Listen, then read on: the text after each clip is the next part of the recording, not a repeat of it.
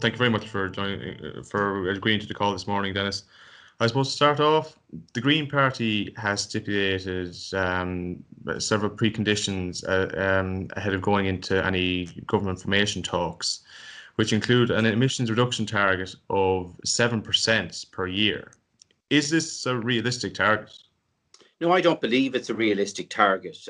First of all, I think even the condition of having an annualized target of 7%, I think makes it very unachievable, because when you're talking about climate emissions, you go in jumps. It doesn't happen incrementally over months or on a calendar basis. But just to try and give people an idea of what 7% would mean, if we took every single private car in this country off our roads and forced everyone in the country to walk to work, that would meet the Green Party target for 14 months. If we slaughtered every animal in this country, we still wouldn't reach our 5-year target set out by the Green Party. So that's the scale of what they're talking about here. In fact, what I negotiated with the European Union as our 2030 targets would see that scale of a change over the next decade, which will be challenging in itself, never mind to have this on an annualized basis. In terms of the impacts this may have, like if they were to conduct even a similar kind of a target, what measures would this have, or what would be needed in the short term? You were mentioning there, like herd reductions or transport impacts. Well, I think that the first significant impact that the Green Party has already had is that Fine Gael and Fianna Fáil, in the response to the Green Party, have given a commitment that they will prioritise the passage of a new piece of climate legislation in the first 100 days of the Dáil. And that gives rise to concern to me, because I think the focus of the Dáil and the focus of the next government over its first 100 days needs to be on trying to get people back to work, putting a programme of recovery in place. Absolutely, climate action needs to be part of that programme. I think everyone accepts that. But the focus should not be on one single piece of legislation, but a broad set of measures that can actually bring about the recovery of the economy, a very new dynamic economy, yes, that is sustainable. And my fear is now that Fine Gael and Fianna Fáil will bend over backwards to facilitate the Green Party to such an extent that it will have a detrimental impact in terms of the decisions that we need to take in other elements of the economy, including in the agriculture sector, which is on its knees at present. And do you think this this facilitating of the Greens, what impact exactly would this have on farmers and the rural community in the short term?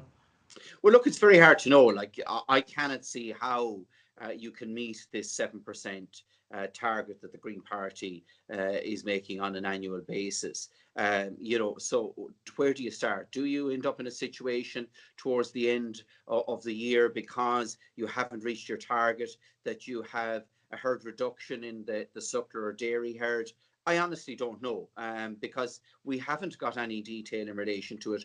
What I'm questioning is the logic of this. But my concern is that if you were to write that particular commitment into a programme for government without providing the detail of how you're going to achieve it, that this will have repercussions right across the economy. So, for example, in terms of the new Minister for Agriculture looking for an extension of the Nitrates Directive, he may not be given the permission by Cabinet to do that, because it would undermine this 7% target. It could have implications in how you actually design the new cap. What level of government and exchequer funding is put into the new cap could be determined by this 7% clause. And that's where I would have concerns in relation to something like this being written into stone.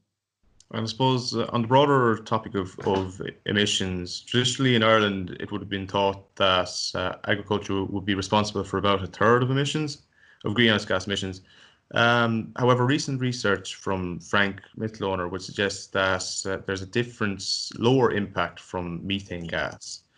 Should the climate action plan be relooked at to take this into account? Well, look, I think we need to review the climate action plan. I do believe that we do need to review the climate legislation, and I would agree to that extent with the Green Party on that. But yes, in terms of methane emissions, I think methane emissions need to be looked at, particularly from animals, need to be looked at differently than they were heretofore. But the problem is the way the methane emissions are calculated is already set in stone for the 2030 targets. And I believe that we shouldn't be looking at food production and agricultural emissions on an Irish context. We should be doing this on a European context. So in terms of all the heavy industry in Ireland, they're not part of our cap here. So for example, the closure of the two power stations in Lanesborough and Shannon Bridge have absolutely no impact on Ireland's emissions targets because they're part of a European system. I believe the same needs to be done in relation to agriculture, because if you take the beef sector, which is seen as being a huge problem here in Ireland and seen as being a problem in relation to emissions from a European perspective, the reality is we're self-sufficient in terms of beef production in Europe. If you shut down the Irish beef industry, that's going to be replaced with beef ultimately coming from the Amazon basin in Brazil, which has a carbon footprint that's 35 times higher than the beef produced in Ireland, which is the most efficient beef exporting country in Europe. So in terms of carbon emissions, we're actually doing more damage to the environment in actually shutting down our beef industry here and allowing the beef industry in South America to develop unhindered. So we need to look at this in a global context, and I believe that we should now be looking at food production not on a domestic level, because we're not producing food for Irish consumers. We're producing food for European consumers, and that is not being taken into account in the way the calculations are made, and neither is the issue of the actual climate impact of animal emissions. Contractors have raised concerns over the increase in carbon tax on green diesel that's due to come into effect from tomorrow. Is this as much of a concern given the current low levels of fuel and oil prices? Well, I was the TD that tabled the legislation to stop the increase in carbon tax on agricultural diesel. And it's about the principle of this. And yes, look, the contractors are one aspect of it. Farmers themselves are another aspect of it. And I know there is a clawback there, but it's the principle of food production. And should we be taxing a sector of the economy that doesn't have an alternative option available to it? So whether it's farmers or whether it's contractors, the reality is there isn't an alternative option available other than diesel at the moment. The whole idea and principle behind carbon taxes is to try and get people to shift from dirty fuels to clean fuels. That option isn't there for the agricultural community as a whole. And that's why it's not just the agricultural contractors, but the farming community as a whole. And that's why I specifically tabled an amendment to the legislation to block it being introduced on green diesel, because until we have those alternatives, it shouldn't be put in place. Yes, there is a reduction now in terms of the price of oil, and as a result of that, the price of diesel. But what are going to be the prices in 6 months or 12 months' time or 2 years' time? We're still not going to have electric tractors. Farmers don't replace their tractors that often. You know, the resources that would be needed to actually replace tractors, and even if we replaced every single tractor in the country, the carbon impact of that is very, very minimal.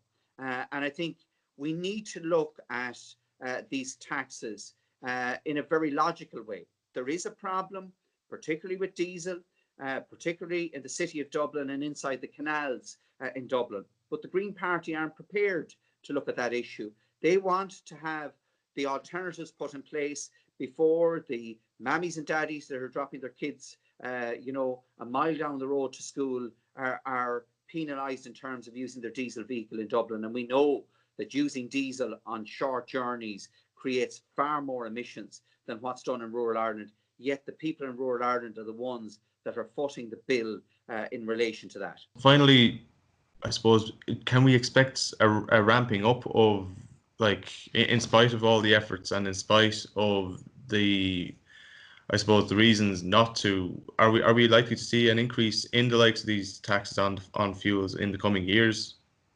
Well, we're definitely going to see a change in focus, regardless of whether the Green Party is part of government or not. And I, for one, am committed to seeing our emissions profile reduced right across the sector, in rural Ireland and in urban Ireland, in agriculture and other sectors of our economy. But what we're doing at the moment, and it's being driven by environmentalists, is they're taking European models and trying to shoehorn them into an Irish situation. Now, that just doesn't work. Remember that 37% of our population live in isolated rural communities. So we can tax diesel and we can tax petrol all we like. People still have to travel to work. Farmers still have to travel, whether they're herding or managing their agricultural business. But if we can get people to do like we're doing at the moment, working from home, that in itself will reduce, in particular, the agriculture and the emissions in rural Ireland to a far greater extent than in urban areas. If we can bring jobs into rural towns and villages rather than the city of Dublin, it will do that as well. That's the type of thing that we need to look at. And that's why, as Minister for Climate Action, I designed and developed the Climate Action Fund, which set aside initially 500 million and hopefully quite soon will be worth 1.2 billion euro in a fund to actually support people here in Ireland and support people internationally to come up with innovative solutions to deal with the Irish emission challenge, which is very different, as I say, to the European emission challenge. And if you take something very simple in terms of agriculture, the initiative, which is a unique Irish initiative developed by the IFA and the EPA, which I supported as minister, the Smart Farming Initiative, that has seen a reduction in farm input costs of, on average, €8,000 for farmers that have participated in that scheme. And it has seen a reduction in overall emissions of about 10%. So there is a mechanism there where you can make farms more profitable, as well as reducing carbon emissions. So rather than taking the Green Party approach, the simple approach of slaughtering animals and focusing on numbers, if we actually take a more innovative approach, yes, it does take more work, it does take more buy-in from the farming community, but it can have long-term impacts here in Ireland, and these are models that can then be replicated in other parts of Europe and other parts of the world as well. Thank you very much for that, Denis, and thank you very much for your time.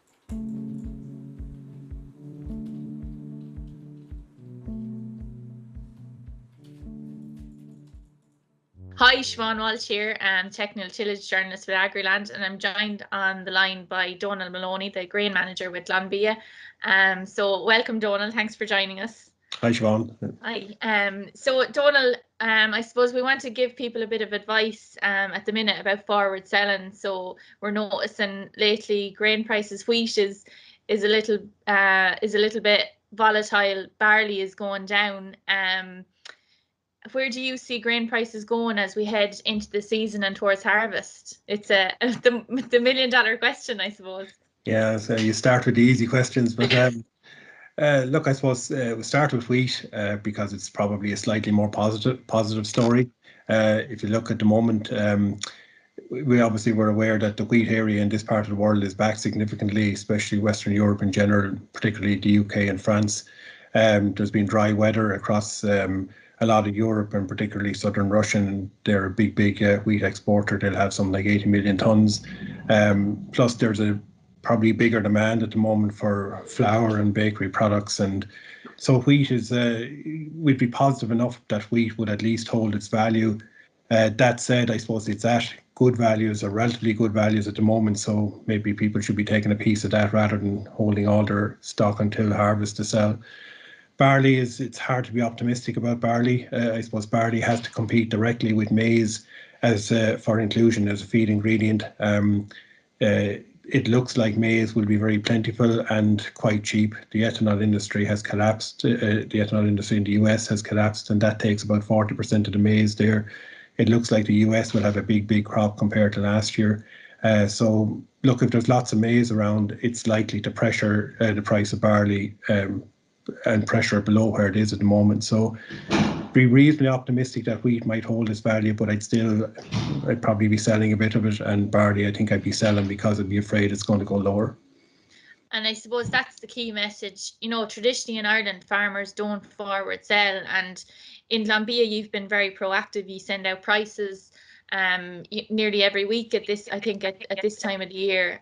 So you're encouraging farmers to sell. So maybe you might explain a bit on how that can balance people's risk over the season.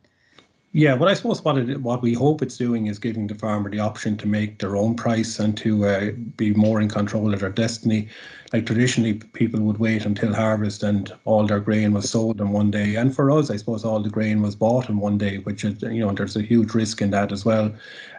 So I suppose by looking at the market throughout the year, and by exercising an option to sell at various times, it's not about transferring the sale on one day in the harvest to one day sometime before the harvest. That's not what it's about. It's about spreading your sales over a longer period and hopefully spreading your risk as well. And I suppose the two key things I would see that people need to know is, where does the price at the moment compare to the long-term average, and where does it compare to, or what is your own cost of production? So every farmer should be able to work out, or should know, their cost of production per tonne of grain, see how that compares to what the price on offer is, and also see how the price on offer compares to what the long-term average might be. And doing some work on this, the long-term average over 13 or 14 years for feed barley is about €140 a tonne. If you take out the high-priced years out of that, which was 2007, 2012 and 18, it drops back to about €130 a tonne. And for wheat, the long-term average is about 147 or €8 a tonne. So wheat price at the moment is a good bit above average. Barley is probably a little bit below average, but I'd say prices are close enough to average in a year when it looks like supply is going to be probably above average, especially for barley. So. Yeah. So the key there is people need to know their cost of production. They need to set their mark and decide, okay, if the price is at this level, I'm going to sell, and they have to be happy with their decision and sell. And I've heard you say, move on from there. Yeah, I think it's like a lot of things in life. When you make the decision, once you're comfortable that the decision you're making is the best decision at the time, then it's always the best decision, regardless of what happens after. So I think you make the decision and move on. But I think you need to know why you're selling and what you're selling against. That's why I say you need to know the cost of production, whether you're making money at the prices on offer or at least breaking even. And then, farmers are often, or some farmers, I suppose, are fond of saying, like, the price isn't good enough to cover my costs or to give me a decent margin. But the market has no sentiment, I suppose. The market is the market, and I suppose you need to take a view of where we think the market is going to go, and it might, if it's the best that's on offer at the time, then and the best that might be on offer for a while, then that's the best you can do. And I would say at least sell a bit. And I think, go back to what I said earlier, I think little and often is the approach to forward selling, not trying to sell, none of us can second guess where the market is going to go or whether it's at the top of the market or not. So I think selling little and often is the best, the key to maximize, minimizing your risk and maximizing your opportunity. So.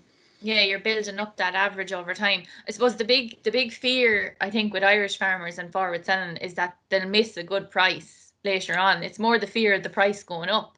But you have a lot of data there showing prices throughout the year. I do, and if you look, I suppose, at prices over the years, there is a slide to show that we're probably in some kind of a trend where you have a high price once every 4 or 5 years, and in between then are lower prices. And we're probably this year, again, unfortunately, it looks to say we're looking at a lower price year, particularly for barley. Yeah. Now we're in a completely different time, I suppose, with COVID-19 and all that goes with it. But again, that is going to weaken demand, I suppose, and generally you don't get high prices or high price years unless you have some major disruption to supply caused by drought or excessively bad weather or something like that. And there's none of that in the offing at the moment. Maybe a bit on wheat. We'll keep an eye on wheat over the coming months, particularly across Europe. But for grain in general, it looks like the world will be generally well supplied this year. So you'd have to think it's not going to be a high price year at the moment. Yeah. And, you know, we sorry, I was going to also say, sorry, Sean, also say, yeah, we looked at, say, within Glanbia, the people that have forward sold over the last number of years, you know, 5 out of the last 6 years, it has paid a dividend for them in terms of the price, the average price that barley, for example, has been sold at has been generally a good bit better than the harvest price. The exception was 2018, where prices shot up during the summer coming into the harvest. But you could see that coming in advance, and there was little enough stuff sold in 2018. But in the other years, forward selling paid well, you know, generally by something like 12, 14, 15 euros a tonne versus the harvest price. And I suppose one thing I would say is that the vast majority of people are generally not sorry for forward selling, but are sorry for not forward selling. So, yeah, I'm just looking at some of your data there. Like in 2019, the differential between the average forward sold price and the harvest price was 26 euro. So, you know, it's a big difference. And if people are doing it, as you said, throughout the year in small little bits of tonnage, it can make a big difference to the end price. Yeah, and there's plenty of evidence to show that, you know, again, probably 4 years out, 5, the price of the harvest is the poorest price of the year, or one of the poorest prices in the year. So, and that's when the bulk of grain comes on the market, I suppose. So you'd be trying to avoid selling most of your grain at harvest is generally, you know, and people will point to the years like 2018 or 12, or, you know, when the harvest price was very, very good. But I say it's more the exception than the rule. Yeah, exactly. They're the exception. So I suppose final pieces of advice, Donal, for farmers Glanbia are sending out prices there every week. They should be maybe taking more interest in those prices coming out, should they? Yeah, well, look, our policy would be, I suppose, to put a text price out. We send a separate grain price text to green and dry growers, depending on the enterprise they're in. We'll continue to send that at least once a week from now to harvest. The price is generally, the price is a reflection of the market. You know, we don't know any more than anybody else, I suppose, about where the price might go. But all we're doing is reflecting the market.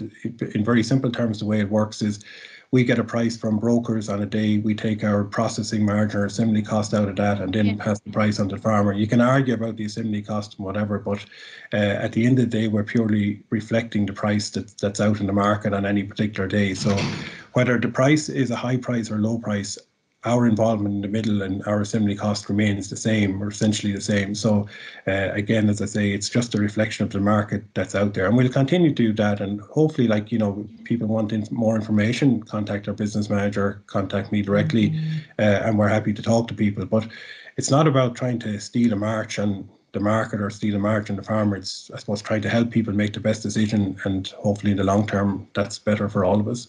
Yeah, and I think the text messages have definitely resulted in more people forward selling. We were talking to a Glanbia agronomist last week, Jane Smith, and she said that a lot more people had taken up offers last week, maybe as a result of the price going down. But people are definitely starting to take more interest when they're getting that price every week. So I suppose last pieces of advice, Donal, would they be to, you know, set your benchmark, know your cost of production, have a mark to sell at, and I suppose be happy then with your decision and move on from it. Yeah, I suppose certainly know your cost of production and where you're happy to sell at, you know, and what you consider, say, the lowest point that you would sell at, and then see how whatever is on offer compares to that. But and try and do little enough, and don't be trying to second guess the market and where things might end up.